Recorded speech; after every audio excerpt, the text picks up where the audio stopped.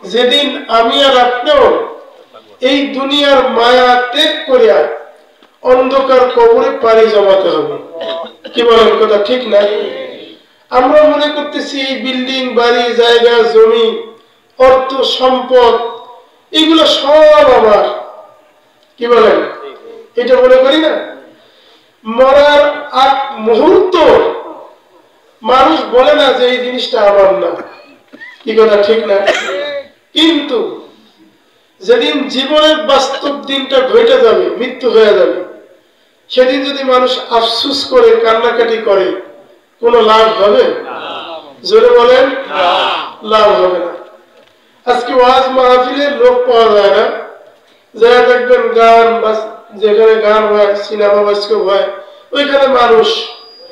আমি আসার সময় বাজারে দেখলাম যে মানুষ, তা আমরা এর চাইতে বেশি বাজারে আছি। কি কথা ঠিক না? মাইকিং হয়েছে, লিফলেট দেওয়া হয়েছে, এই মাহফিলের দাওয়াত প্রসার মানুষের কানে কানে, ঘরে ঘরে দেওয়া হয়েছে, ঠিক না? এরপরও একদল কফন পুরা মানুষ এই মাহফিলে আসতে পারে নাই, ওলামায়ে কেরামদের জবানের কথা শুনতে পারে নাই। আমার পূর্বে মুফতি আরিফ বিল্লাহ সাহেব খুব ভালো ভালো বয়ান করতেছিলেন, ঠিক না ভাই? আজকে দেখেন, নবীদেরকে দেখলে, আলেমদেরকে দেখলে নবী দেখার সওয়াব হয়। কি কথা ঠিক না? কিন্তু আজকে আমরা আলেমদের মজলিসে যাই কি? যাই না। দুনিয়ায় যত অশ্লীলতা আছে, গান বাজনা আছে, এই নিয়ে আমরা ব্যস্ত, ঠিক না? একদল এখন যায় দেখেন মোবাইল নিয়ে ব্যস্ত আছে।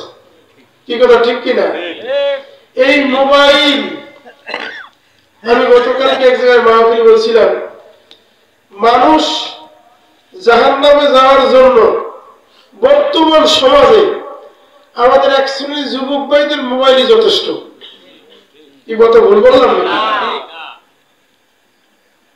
যে যুবক ভাইরা মোবাইলে যা দেখতেছে, যা করতেছে, কি কর, তাদের জাহান্নামে যাইতে আর কিছু লাগবে না। ভাইরা দেখেন, এই মোবাইলে কয়টা ক্ষতি করছে। এক নম্বর ক্ষতি করছে, মানুষের ঘুম কারিয়ে গেছে। কি কথা ঠিক না?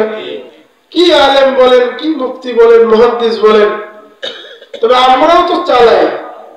তো মোবাইলের দুইটা দিক আছে, আমার কথা আমাকে রাগ করেন না। কয়টা দিক আছে? দুইটা। একটা হলো ডাইন আর একটা বাম। ডাইনে যাবেন যত, তত ভালো জিনিস দেখতে পারবেন, শিক্ষণীয় জিনিস দেখতে পারবেন, কোরআনের তেলাওয়াত শুনতে পারবেন, সরমুনের হুজুরদের ওয়াজ শুনতে পারবেন, ঠিক না? বড় বড় আল্লাহওয়ালাদের ওয়াজ শুনতে পারবেন। আর বামে যত যাবেন তত শুধু গুনাহ আর গুনাহ। তো মোবাইলে এক নম্বর ক্ষতি কি করছে বলেন তো? ঘুম কেড়ে গেছে। দুই নম্বর, মোবাইলে ব্রেন শর্ট করে ফেলাইছে। কি করে? মোবাইলের গুতা আর ব্রেনটা কাজ করে না। কি কথা ঠিক না? সেই দিন আমি মনিরামপুর গেছিলাম মাহফিল, মাদ্রাসার মাহফিল। তা আমাকে একজন বলতেছে, আমার ছেলেটা আগে ভালো ছিল, তবে এখন আমি সমিতির থেকে লোন করিয়া 20,000 টাকা দিয়ে তাকে ফোন কিনে দিছি। এখন আর আমার মহব্বত করে না, বাড়ি এলে ওর মার সাথে ভালো করে ব্যবহার করে না। তবে কি করে? কি বাড়ি আসতে দেরি, মোবাইল ধরে ঠেলাঠেলি করতে দেরি না। কথা বোঝেন? সময় পাইনি, মোবাইল ঠেলতেছে। মাহফিলে, ওয়াজ মাহফিলে মহিলারা যায়, যেহেতু আজকে মহিলা মাদ্রাসার মাহফিল, ঠিক না? আমরা তো সারা বাংলাদেশে ঘুরি, আল্লাহ ঘুরান, দেখি মহিলারা ওয়াজ মাহফিলের সব গল্প শুরু করে। কি কথা ভুল কইছি? ওয়াজ মাহফিলে আইসা ওই পুরনো কথা বুঝে, আরে বউ তুই তো ভালো আছো, আমার জালে এত খারাপ, ও পুরনো কথা, ওর অত্যাচার আর কিনতে পারি না। আইসে ওয়াজে, কোথায় আসছে? ওয়াজে আসছে। যত গিবা শিকায়ত, জোরে জোরে কথা বলা ওয়াজ মাহফিলে। দিলের সঙ্গে, মাইকের সঙ্গে দিলের কান লাগে না। কি কথা ঠিক না? আমাদের বরিশালে একটা কিস্সা আছে, এই নানা আর নাতি দুইজন ওয়াজে গেছে, তো শুনে যাওয়ার পথে খাল পাড়ি দিতে, খাল ছিলেন তো আমাদের বরিশাল অঞ্চলে খাল বলে, আপনারাও খাল বলেন না? ওই খাল পাড়ি দিয়ে ওপার যাইতে হয়। তো নাতি পুরা ভিজে ওই খাল পার হয়েছে, কিন্তু নানা আর ভেজে নেই, নানা ভিজে নেই। তো বলতেছে কিরে নাতি, তুই সব ভিজলে, আমি তো ভিজলাম না কেন? না তুমি খাল পড়েছো কেমনি? তখন বলতেছে না আমি তো কাপড় খুলে পড়াইছি। তুমি অশুনছো না যে হাঁটুর উপরে কাপড় উঠাইলে কবিরে গুণা হয়? তুমি কবিরে গুণা করলে অশুনে কেমনি? কারে শোন, এই 36 বছর যাবত অশুনি জীবনে ওয়াজ কোনোদিন খালের উপর নেই। কথাটা বুঝলেন?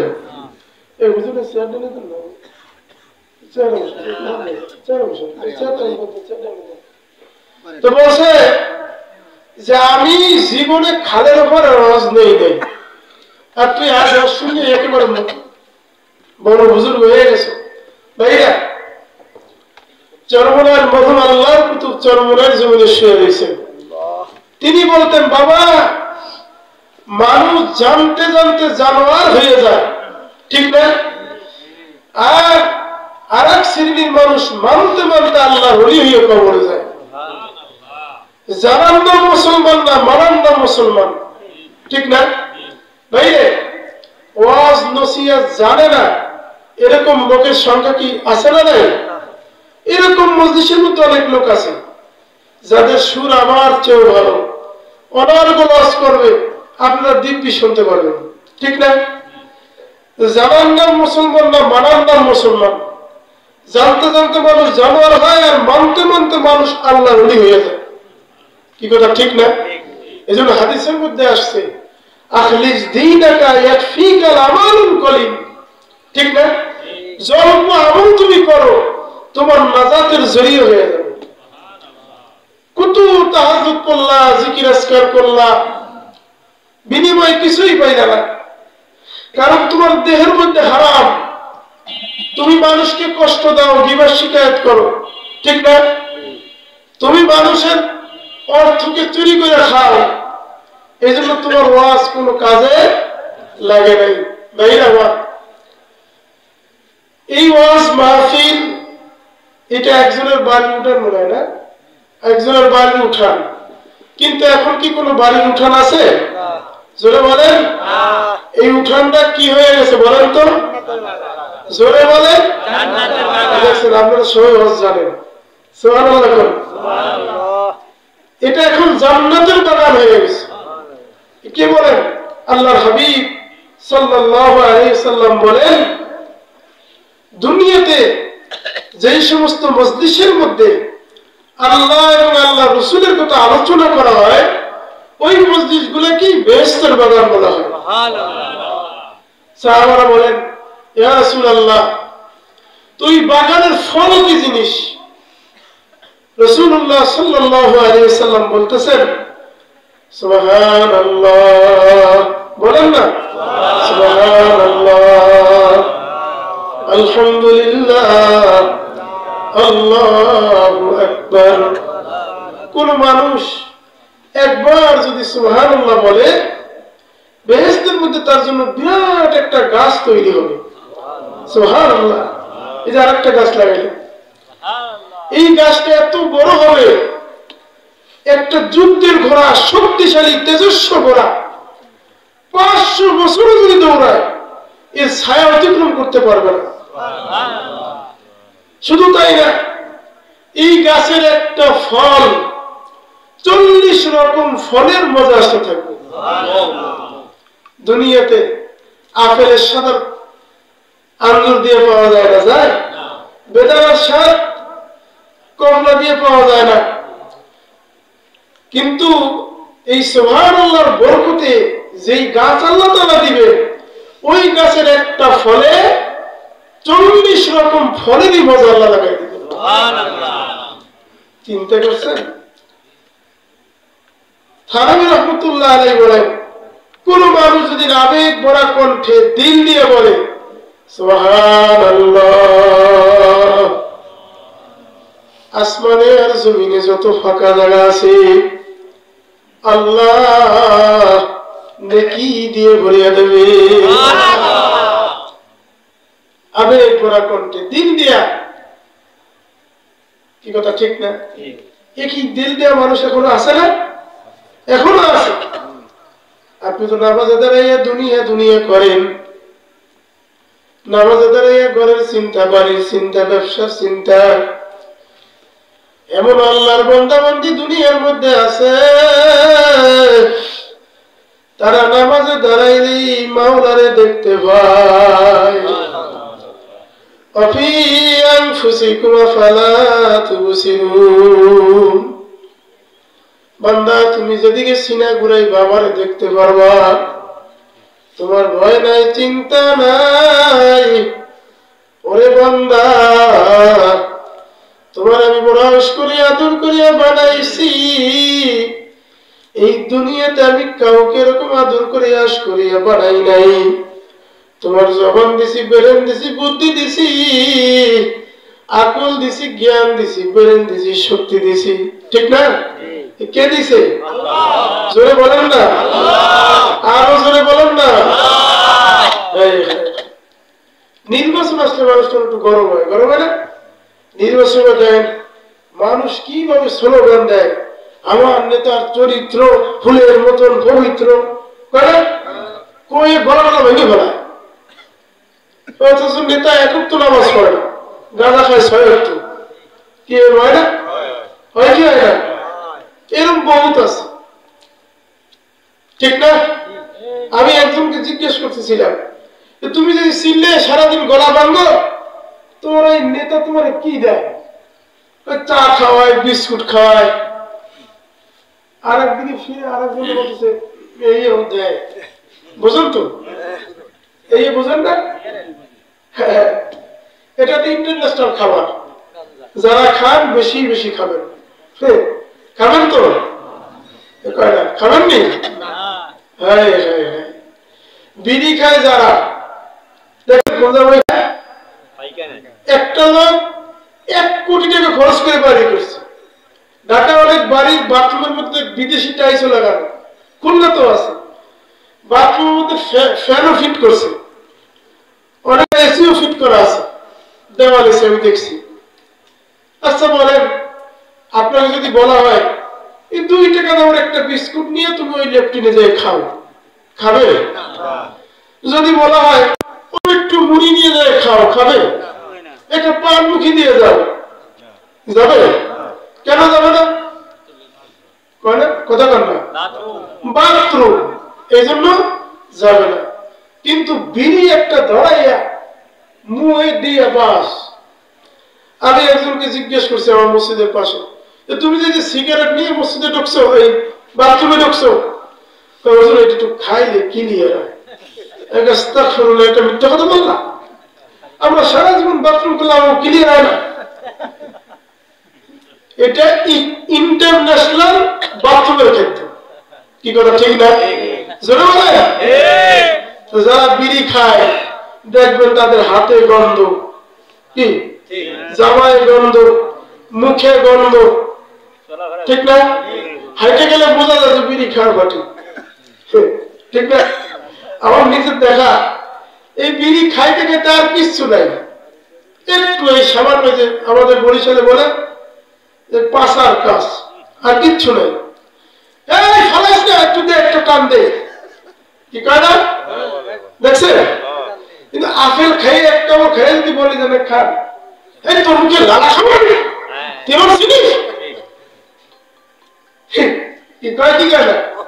কিন্তু বিড়ি খাইতে বলে, আপেল খাইবে না। তাহলে যারা বিড়ি খাই খাবো নাকি? কথা কটা খাবে? মাইকের আওয়াজ যারা শুনেন তারা কি খাবে?